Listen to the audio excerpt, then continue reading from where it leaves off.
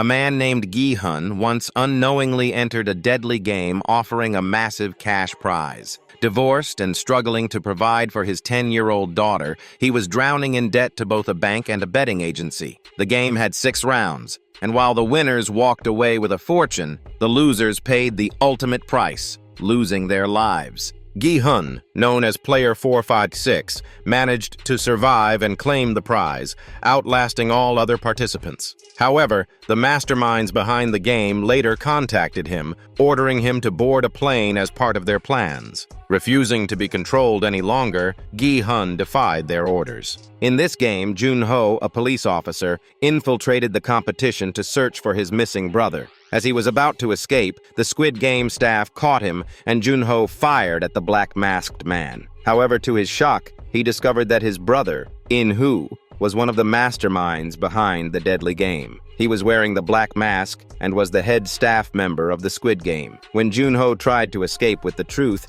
In-hoo shot him, leaving his fate uncertain. In the present, when Gi-hun refused to board the plane and leave, the masterminds of the game warned him about the consequences of his decision. Growing suspicious, Gi-hun rushed back to Seoul, believing they had implanted a tracking chip inside him. In a bathroom, he carefully searched and found the chip hidden behind his ear, which he promptly removed. After being shot, Jun-ho woke up in a hospital, barely alive. 2 years passed, and he transferred from the Major Crimes Division to the Traffic Division, choosing a quieter life. One day, his former chief approached him, urging him to return to the Major Crimes Unit. However, Jun-ho was still disheartened that the police had failed to uncover any solid evidence about the deadly game, eventually declaring the case closed. Jun-ho had sent photos as proof, but his chief never received them. When Jun-ho was shot, he and his phone fell into the ocean, erasing any chance of recovering the evidence. Despite everything, Jun-ho hadn't revealed to his chief that it was his own brother, In-ho, who shot him, whereas Gi-hun was secretly staying in a motel room, having set up an audio-activated camera for his safety. One night, the doorbell started ringing, but to his shock, no one appeared on the camera feed. Fearful, he grabbed his gun and cautiously approached the door. Peeking underneath, he spotted a familiar card, the same one he had received when first invited to the deadly game. He opened the door and was horrified to see the black-masked man, the head staff member of the Squid Game, standing there, holding the severed heads of Gi-hun's 2 friends. Overcome with fear and rage, Gi-hun fired his gun repeatedly at the man, only to wake up, trembling, from a nightmare. Awake from his nightmare, Gi-hun heard his doorbell ringing again. This time, checking his camera, he saw someone he recognized, Woo-seok. For the past 2 years, Gi-hun had been paying Woo-seok to track down the man who first approached him on the subway and lured him into the deadly game. Determined to end it once and for all, Gi-hun had given Woo-seok extra money this year,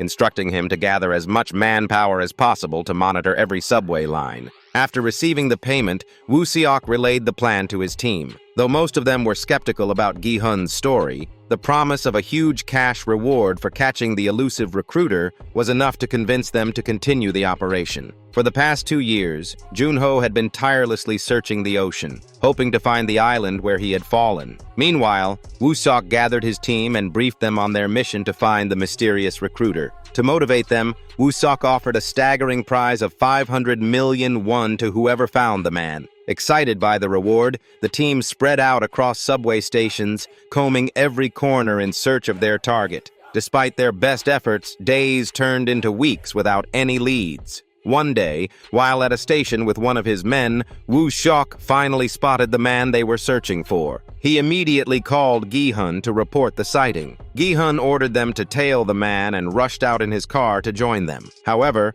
speeding through traffic, he was stopped by patrol officers. After being issued a ticket, Gi-hun was allowed to continue, unaware that one of the officers was Jun-ho. Recognizing Gi-hun, Jun-ho grew suspicious and traced the rental car company, Sunshine Capital, to learn more. Meanwhile, Woo-seok, fearing the man might escape, decided to confront him. Unfortunately, the man overpowered both Woo-seok and his colleague, taking them captive to a secret location. There, he forced them into a twisted game of rock, paper, scissors with deadly stakes. Using a revolver with 1 bullet, the rules were simple. Whoever lost would face the trigger. The chances of survival were 5 out of 6. After a few rounds, The man, growing bored, added 4 more bullets to the chamber, leaving only a 1 in 6 chance of survival. If anyone refused to play, they would face immediate disqualification, meaning an instant pull of the trigger. Woo-sok eventually lost, and the man shot him. This time, the chamber wasn't empty,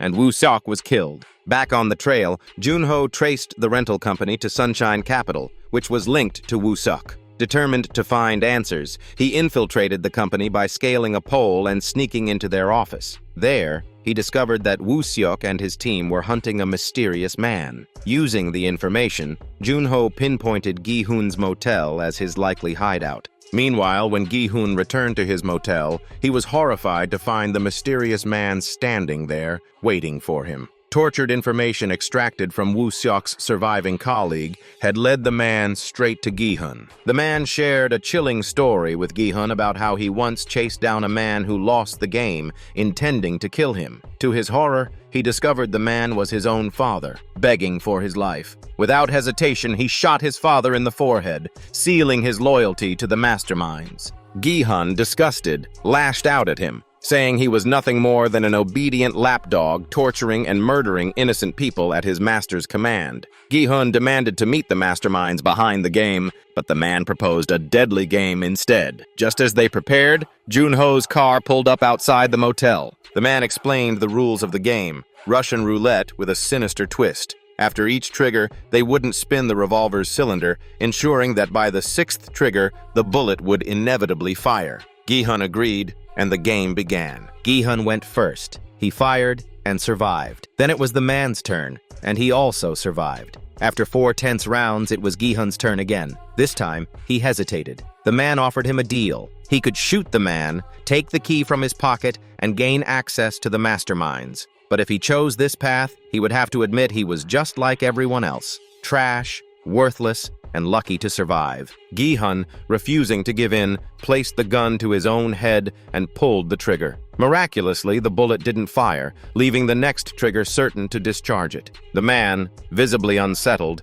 now faced a choice. Gi-hun reversed the challenge, telling him he could fire the gun at Gi-hun and leave, but only if he admitted that he was nothing more than a dog wearing a mask, wagging his tail for his masters. The man, enraged and cornered, refused to admit defeat. Instead, he took the revolver, turned it on himself, and pulled the trigger, ending his life. Now, how will Gi-hun uncover the masterminds behind the game? Will Gi-hun manage to connect with Gi-hun and track down his brother? And what secrets does the key from the mysterious man's pocket hold? Stay with us to know more.